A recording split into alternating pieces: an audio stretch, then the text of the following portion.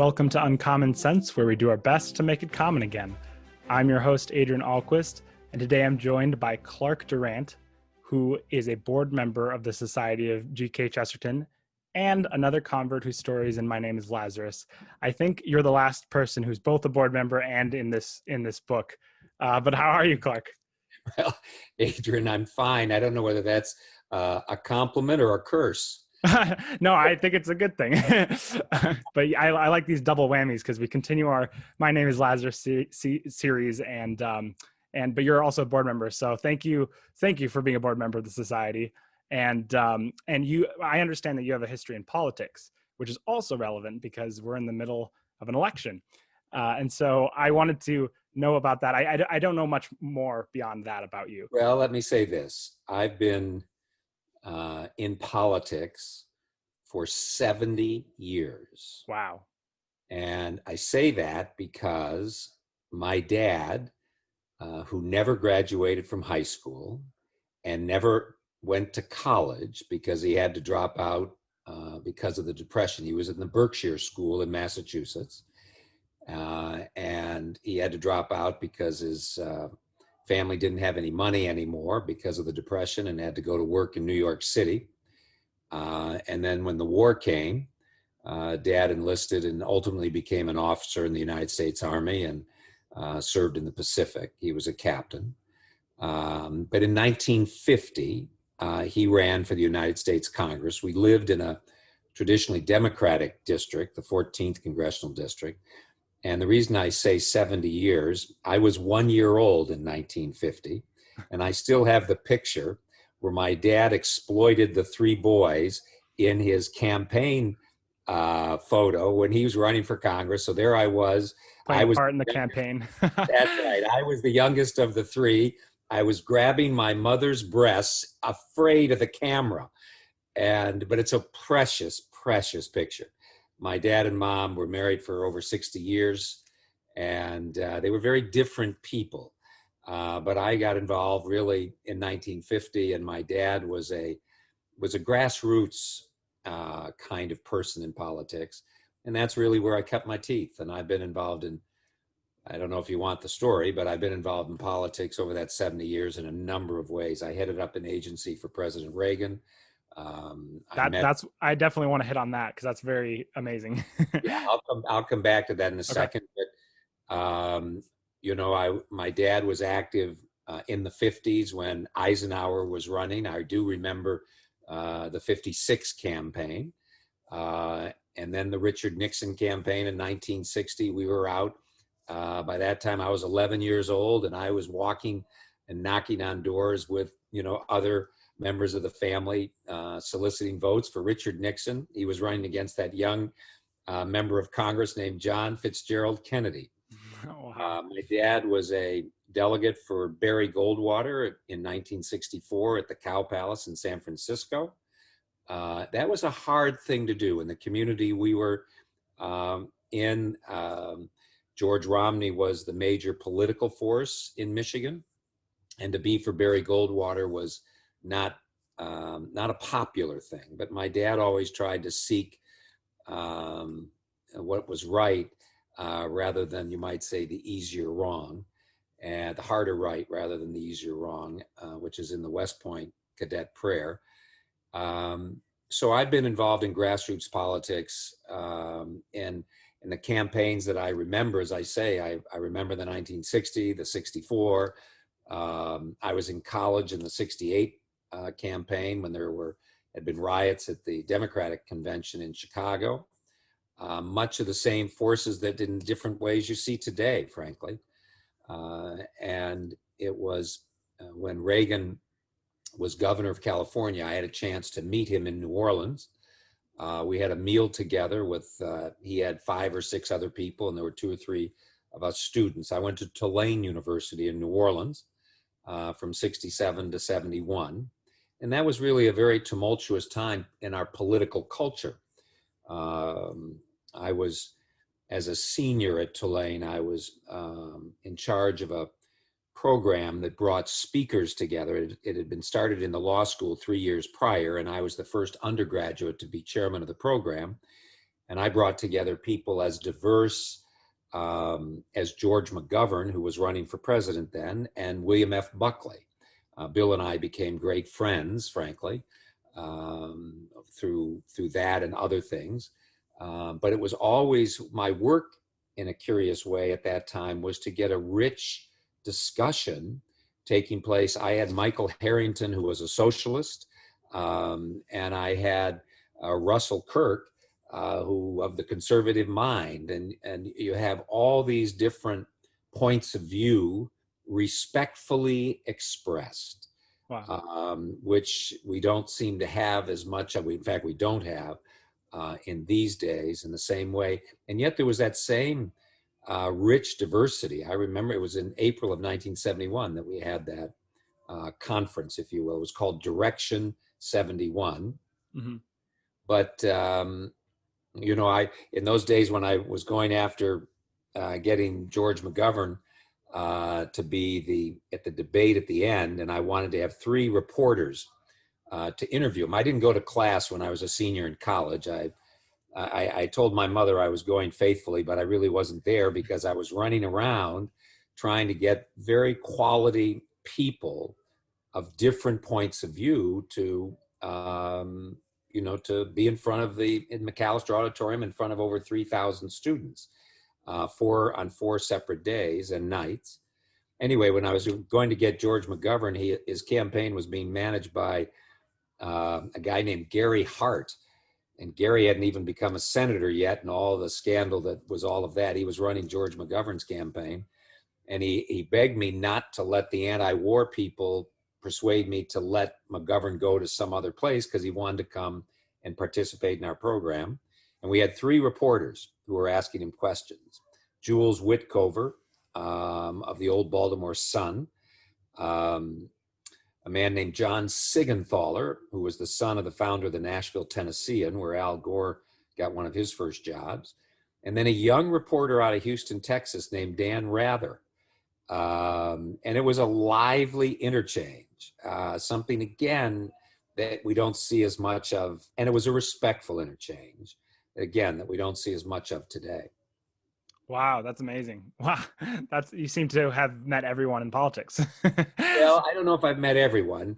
I was telling somebody the other day, Newt Gingrich and I were on the phone a couple of days ago, but I've known Newt for over 40 years, and I'll tell you how I met him.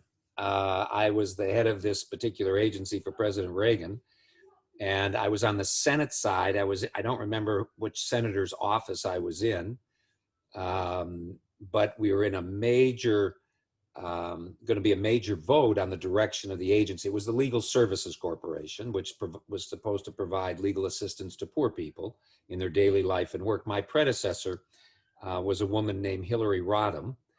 And but anyway, I met Newt because when I was in this senator's office and I was in this little kind of phone booth and I was calling somebody and they said, well, you got to get a hold of this backbencher from Georgia named Newt Gingrich.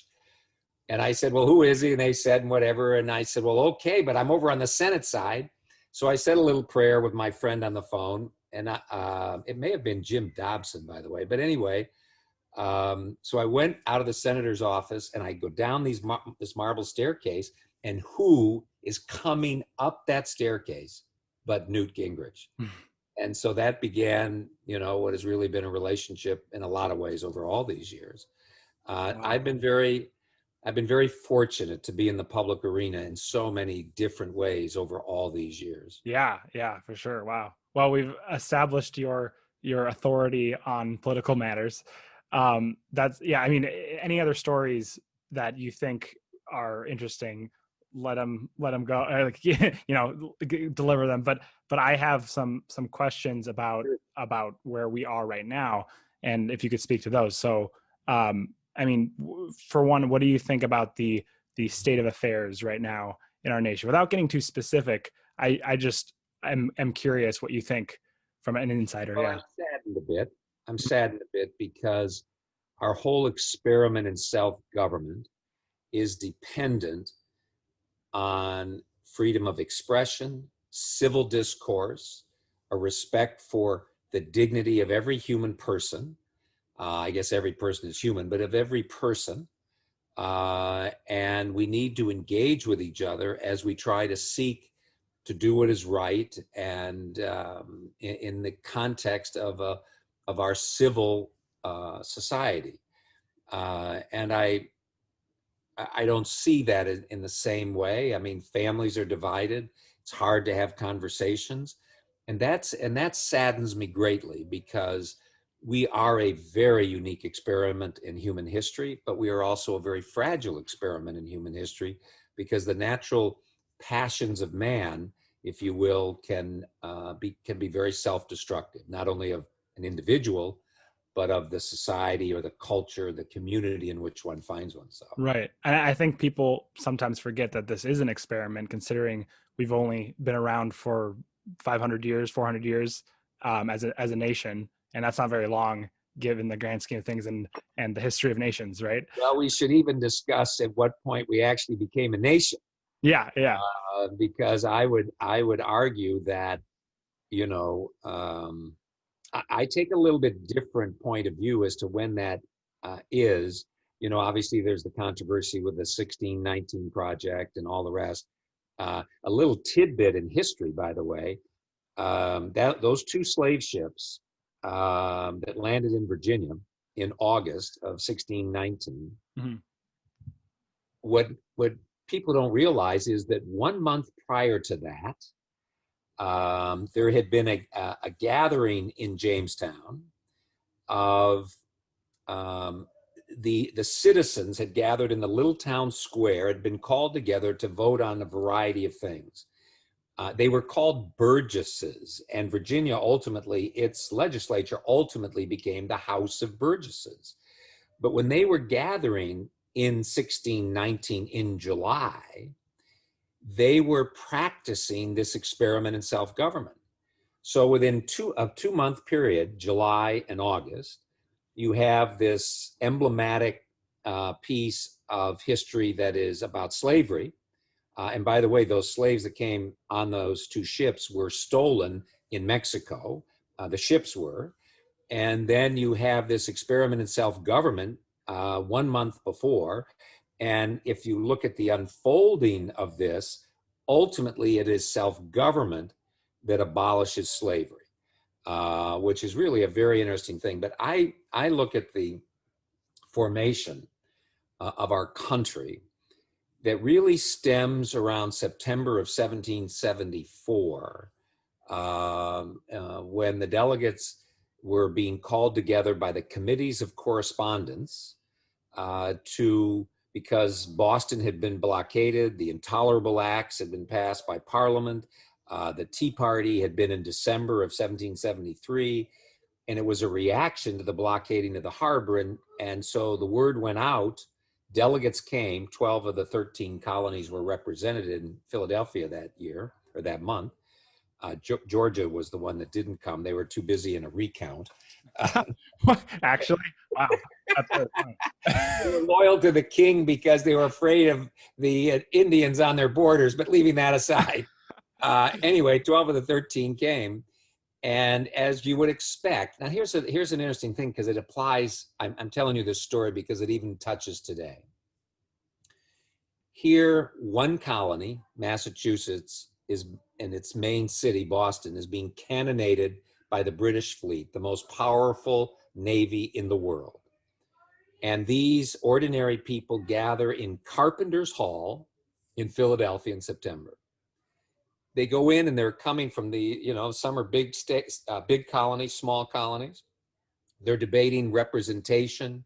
They're debating what are the real issues that we have to talk about.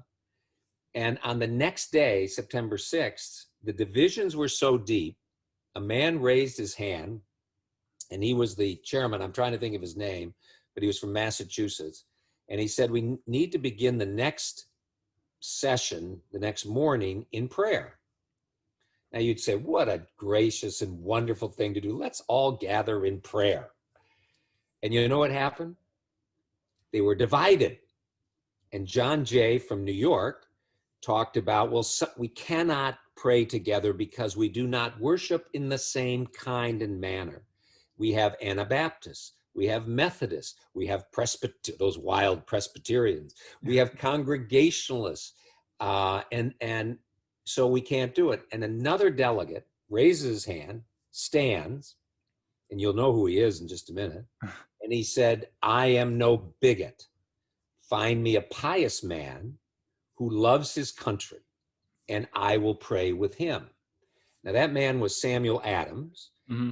Adams had been raised by a Puritan family, so very strict. He himself was a Congregationalist and a strict Congregationalist. And yet he was saying, find me a pious man. And the person he suggested was the rector of Christ Church, Philadelphia.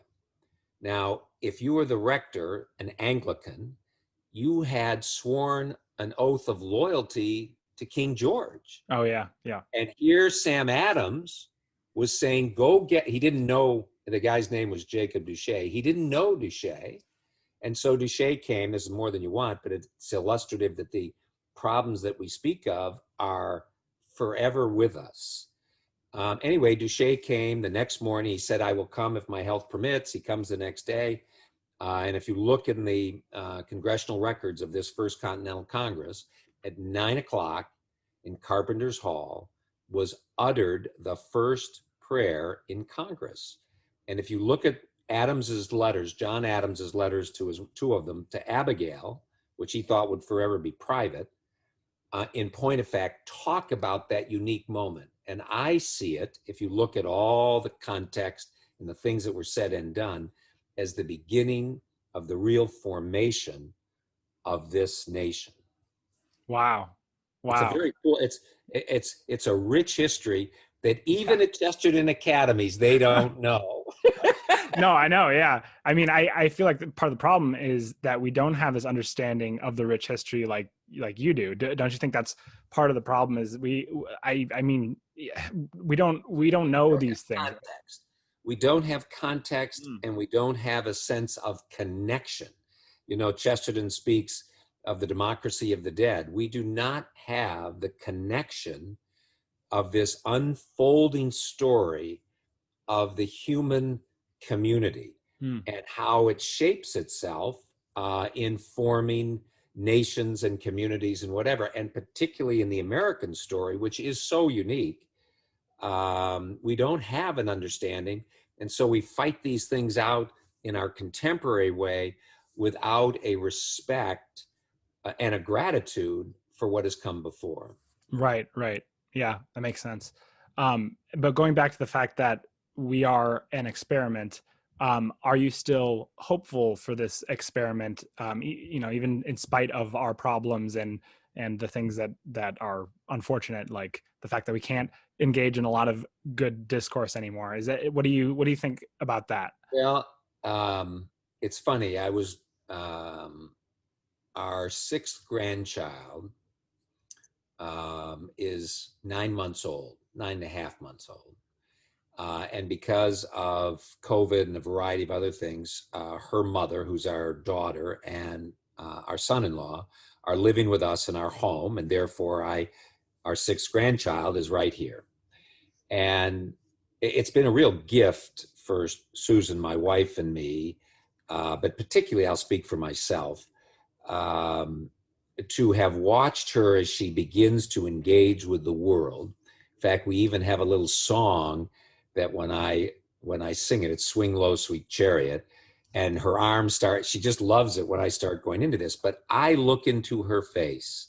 In fact, even on my iPhone, I have her picture, because I look in a certain way and I say, the work that I do, the life that I live, even now, is for her sake.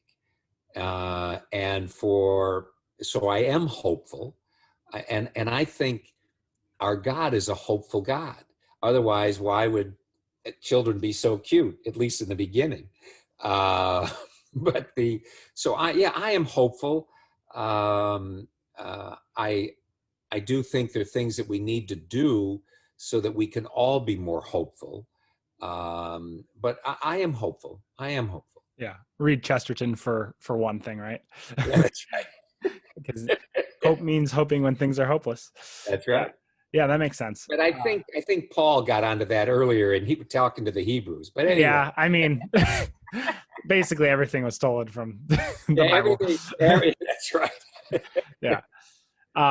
Cool. Well, so going to the state of affairs again in our world today, it seems like we live in two separate worlds. That's what it seems like. And we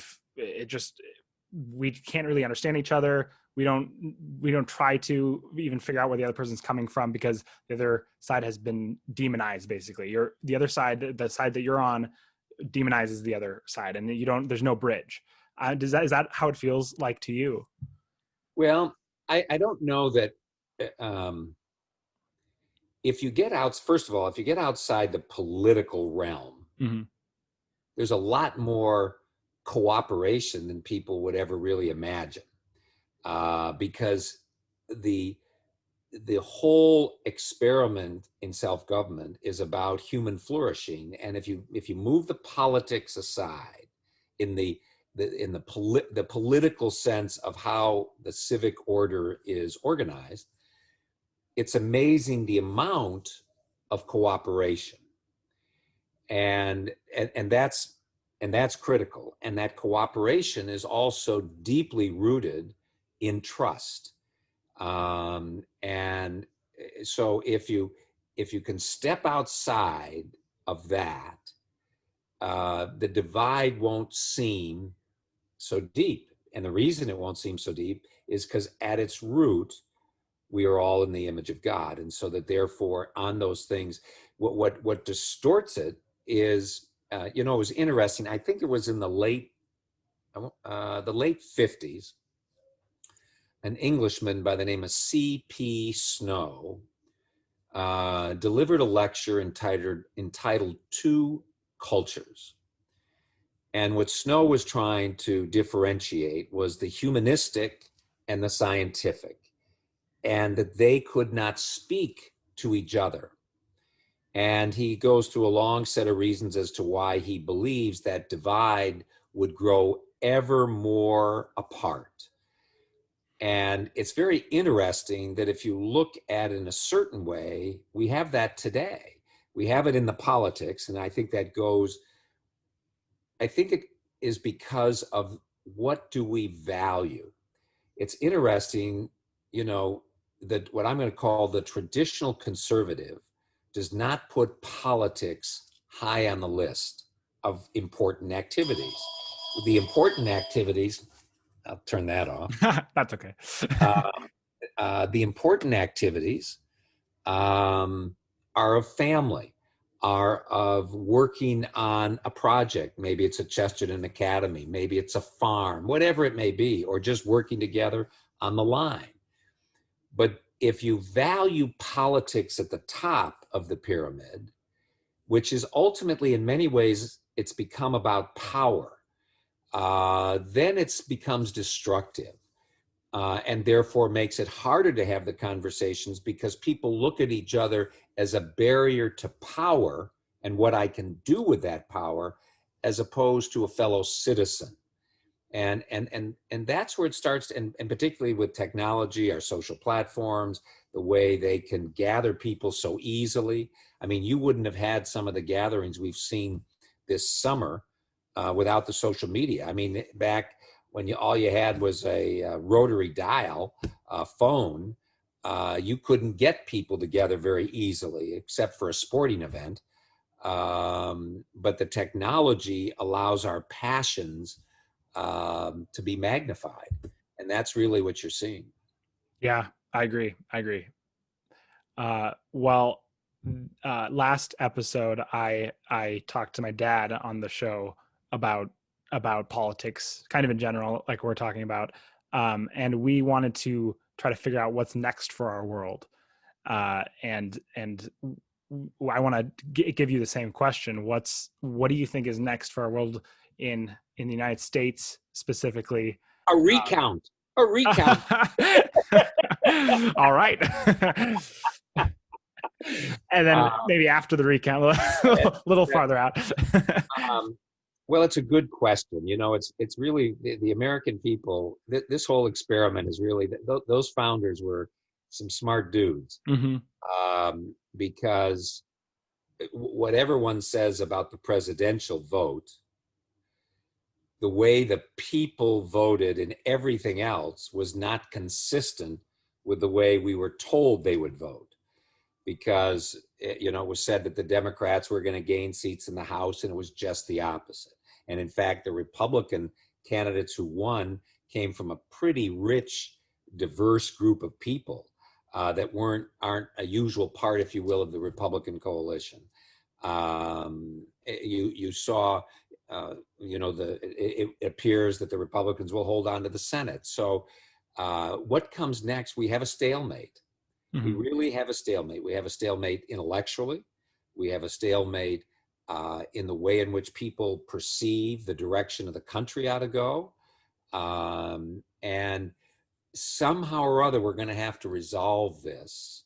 And I don't know what the country, we say the country has never been so divided. I would encourage you, though, to go back and read some of the abolitionist literature. The country was very divided on the question of slavery. And it wasn't just the South who was wrong on the question. There were many in the North who were wrong on the question. Lincoln's talk in 1836 to the Young Men's Lyceum Society in Springfield. It's a beautiful talk. I mean, it's one of Lincoln's best orations, frankly.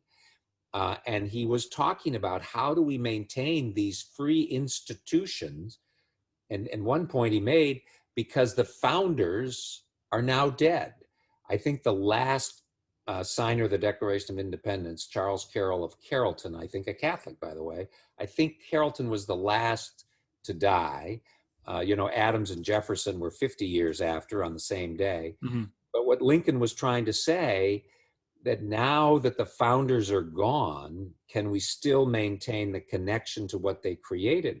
And the whole division, if you want to read something that really gets to the heart of a division that may always be with us, read Douglas's 5th of July talk in 1852 in Rochester, New York, because Douglas lifts up the founders, celebrates the founders. Here's a black man, former slave, lifting up the founders, unlike the 1619 Project, and yet he excoriates the current church, he excoriates the current political people and the citizens for allowing, almost through inertia, this horrendous, what Lincoln called our sin of slavery, Hmm. to exist. So I think it's a part of the human condition. I don't know what your dad thinks. I think that it's going to come because there's a reimagination of what this experiment in freedom, liberty, and self-government looks like. And the fires are burning pretty heavy in people's hearts right now. And I think they're going to have to kind of burn out a little bit, but it'll be a reimagination, a moral reimagination, perhaps a fourth awakening, but that will shape where we go for the next 100 years. Gotcha. Wow. Cool. I have one more question. What I'm not going to ask, I though. don't believe it.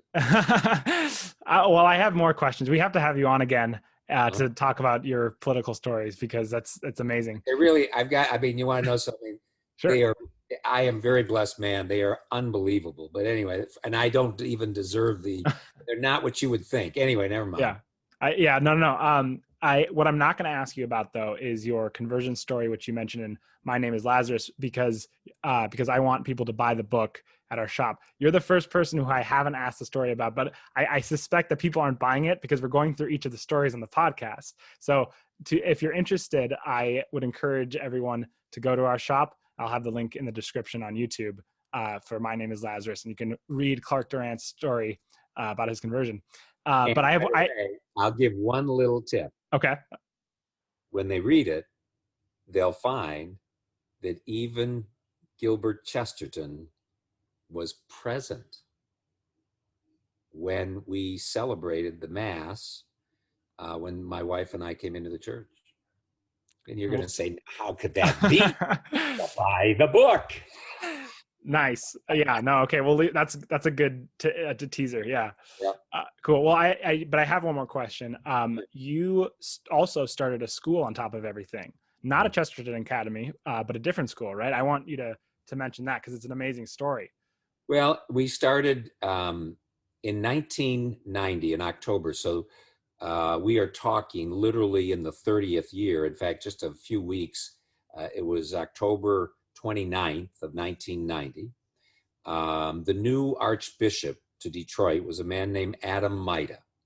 And he had been invited by the mayor, a man named Coleman Young, and the leaders of the Detroit Economic Club, the business forum for the city, to come and basically give his inaugural talk to the city.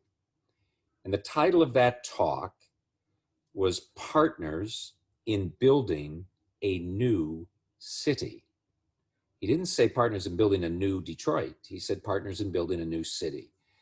And it's rich in what he was saying in that talk, because he quoted from the wisdom of an exile named John, who had been on the island of Patmos when he was writing.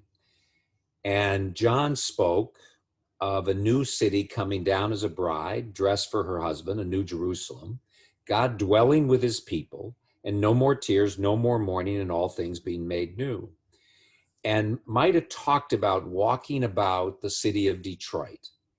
And one of the little ideas that he and I were on the phone together, because he's 90 years old now, but we were on the phone together and we said a prayer for the next 30 years and beyond. But so he was talking about that he's walking around the city, and buried in the talk, it was not the main theme of the talk, was one paragraph and 2 lines. And he suggested the creation of a new kind of a school. And for a man who was heading a school system with 23,000 Detroit children to suggest something new, and it wasn't called Cornerstone, it was just this new kind of a school, and he talked about it.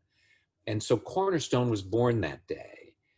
And so I was asked to be on this little steering committee of people. It was 14 people. It had been initially 85 people who came to a meeting at the seminary. And then that group, the Archbishop chose 14 of that group to come and be a part of this. And and this is the most important part of the story, but there are many rich stories to it. So the 14 of us met from February of 1991 to the end of April. At the end of that, we had a single sheet of paper to show for our work that had a vision, philosophy, and a mission statement on it. And except for once when he was in Rome, the Archbishop came to every one of those meetings. And then I got a call from Father Mike Lefevre, who was his secretary, asking if I would come to the Archbishop's home for breakfast. I'm thinking all 14 were coming. I walk into the house, I'm the only one there. And I'm looking around, what's going on here? Did I get the wrong day? And he comes down. It was a wonderful, kind man. Is a wonderful, kind man. So he said, I just wanted to have breakfast with you. So there in the dining room was these 2 plates that were set for breakfast.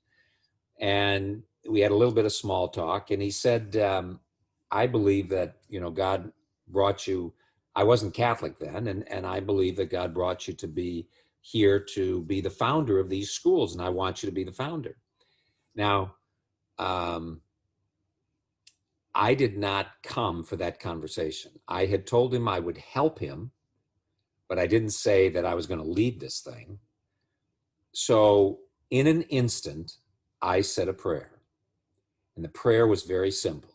I said, Lord, I don't know what to say to this man.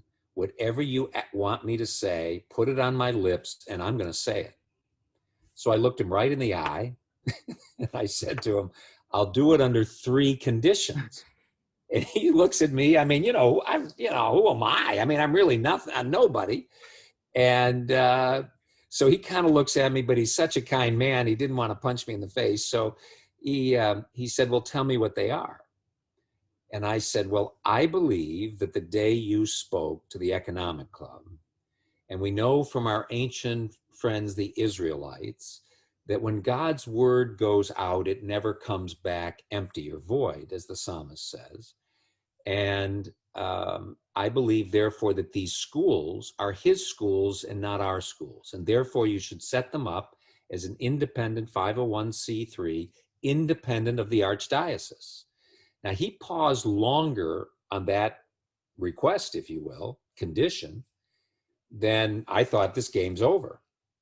And I didn't know for a year that the original plan had been that these should be diocesan schools. So he's sitting there thinking, this guy's asking me to set up something separate. So he says, okay, I'll agree to that. He said, what's the second thing? I said, for the same reason that we have to trust the Lord, I don't want any money from you. And he started to laugh. He said, I've only been in Detroit for 8 or 9 months. Everybody comes to me with these wonderful programs. They all want money. I said, Archbishop, if you give me money, you'll own it. And we have to trust that God has identified the people who will support these schools. So he said, well, okay, I'll agree to that. He said, what's the third thing? I said, well, it was very hard for me when I initially reached out to you that you and I would get together. And I said, I don't want anything from you, but I do have a request of you. I want you to know that anytime I call you, I'm calling for only one reason. I believe if these schools are to be successful, we need, as men seeking after God's own heart in our own ways, we need to be together in prayer. So anytime that I call you, I would ask that you return the call or that we speak or whatever it is, because it's only to pray together for the city, for the children, for the families, whatever it may be. And he paused longer on that than he did on the first thing. Really? And the reason is, I mean, I wasn't Catholic. I didn't, you have 1.3 million people in the diocese who'd love to have this relationship. And I'm just throwing this out here. But remember my prayer at the beginning of all of this. And then he says, yes. Now I hear this and I'm saying, I have no choice about this. I have to say yes in return. Mm-hmm. This is a story about the humility of this man who died to the plan and trusted the Lord. And it's about Adamita. And it's really a rich and beautiful thing. In the history of Cornerstone, we opened up 2 schools in August. We took 167 children. We started out as private schools. We're charters today. We have over 3,500 children. I have over 400 on a waiting list. And it's another time and another story of what we're actually trying to do. But it's been a beautiful ride, and I'm very grateful. And honestly, I'm not worthy to have been doing this, but it's a beautiful thing. And Adamita and the Holy Spirit deserve all the credit. Wow. Yeah, that's amazing. And yeah, we do have to have you back on to give the rest of the story, but that's amazing. I like how when you ask God to give you something to say, he gave you 3 things to say. Isn't that amazing? Well, he knew that I couldn't do just one. Yeah. Right. No, yeah. So we're going to have you back on. Maybe next time something political happens, which will probably be soon. Which might be next week. Yeah, next week. Yeah. But yeah, thank you so much, Clark, for being on. Everyone, you should buy My Name is Lazarus to read his whole conversion story. I actually haven't read your section because I didn't want to address it in this one. So now I'm curious to know what you were talking about. You're a thoughtful guy, and you have a wonderful mother and father. Thank you. Thanks. They are good people. Your father told me so. Nice. Yeah. Well, thank you for the support that you give to the Society of GK Chesterton and to the Chesterton Schools Network. It means a lot. And yeah, we'll have you back on if you want to. And yeah, thanks. Thank you everyone for listening. Yep. Thank you everyone for listening. And until next time, help us to make uncommon sense more common.